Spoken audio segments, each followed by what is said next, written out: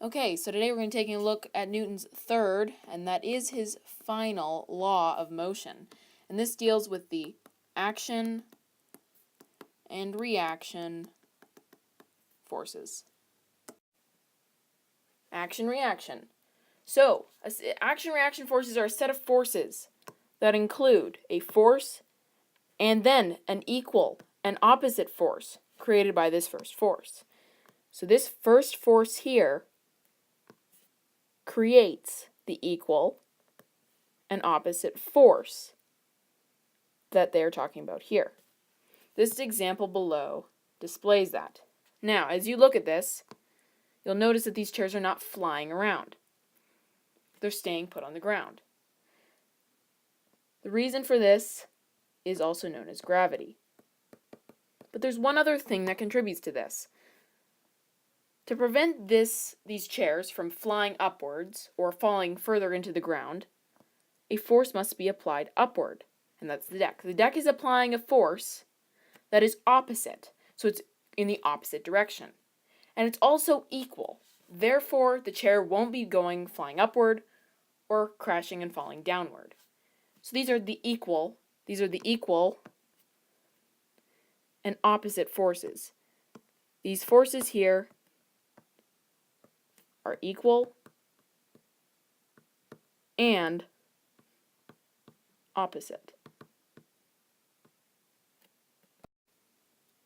But basically, let's simplify this. All forces act in pairs.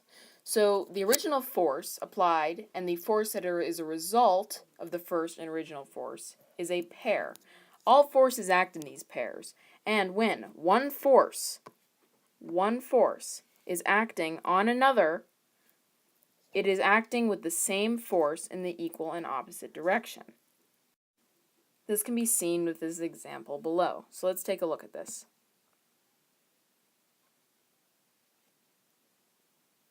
So when this block hits this surface, the reason it doesn't come crashing through it is because this surface is applying a force upwards. So the gravity that is pulling this object downwards from up above here, downwards onto this surface, is gravity. But this table is resisting a breaking point, so it's applying a force upward. And this is preventing it from falling through the table or sending it back flying upwards. Kind of similar to the last example. And that brings us to net forces. Basically, a net force is just the overall force acting on an object, or a simplified version of all the forces acting on an object. But let's demonstrate this better with an example. So, say this object here is sitting on this surface. We know as human beings on the planet Earth that there's gravity, which pulls objects down towards the center of the Earth. Let's say at a force of 5 newtons. As you can see, this object is not breaking through the surface, so therefore, this surface must also be applying a force of 5 newtons, otherwise known as a zero net force. But why is this?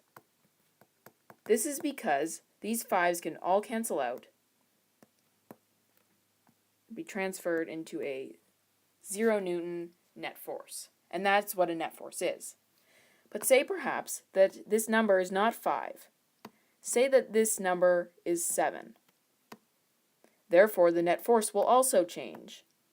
It will no longer just be a 0, 0, but it will be a 2. This object, due to this, will now travel in this downwards direction, like this. And it will continue that way until another force changes its motion. The same is true if these two numbers were flip-flopped and it was a 7 down here and a 5 up here. These would also switch, and this object would not travel downwards, but it would do the opposite and travel upwards, like this, until another object or force changes its motion again. And with that, we have concluded our lesson on Newton's third law of motion. And don't forget to visit our website at forceofmotion.wix.com/project.